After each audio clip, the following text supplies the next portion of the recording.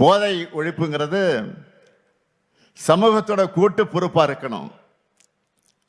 முக்கியமா கலைத்துறை சார்ந்தவங்க பொறுப்புணர்ச்சியோடு தங்களுடைய படைப்புகளை உருவாக்கணும். போதையின் தீமைகளை சொல்றது தப்பில்லை, அதை குளோரிஃபை பண்றது ஒரு தலைமுறையே சீரழிச்சிரும்.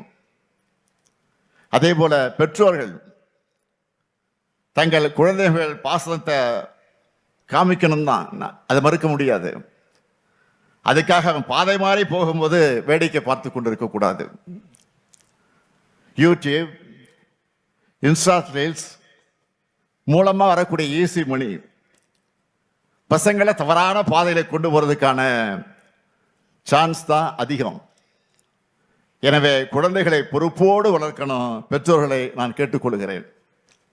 முக்கியமா அம்மா, அப்பா, அக்கா, தங்கச்சின்னு வீட்டில் இருக்கக்கூடிய சொந்தங்கள் நம்ம வீட்டு பசங்க வழி தவறி போகாம இருக்கிறத கண்காணிக்கணும். ஒருத்தருக்கு ஒருத்தர் மனசு விட்டு பேசணும். மன விட்டு பேசினாலே பாதி பாரம் குறைஞ்சிரும். தவறான பாதைக்கு போகக்கூடிய தேவை நிச்சயமாக இருக்காது. அதேபோல் ஆசிரியர்கள், சமூக வலைதள பிரபலங்கள் எல்லாருமே போதைப் பொருளுக்கு எதிரான விழிப்புணர்வை தொடர்ந்து பரப்பணும்னு நான் கேட்டுக்கிறேன்.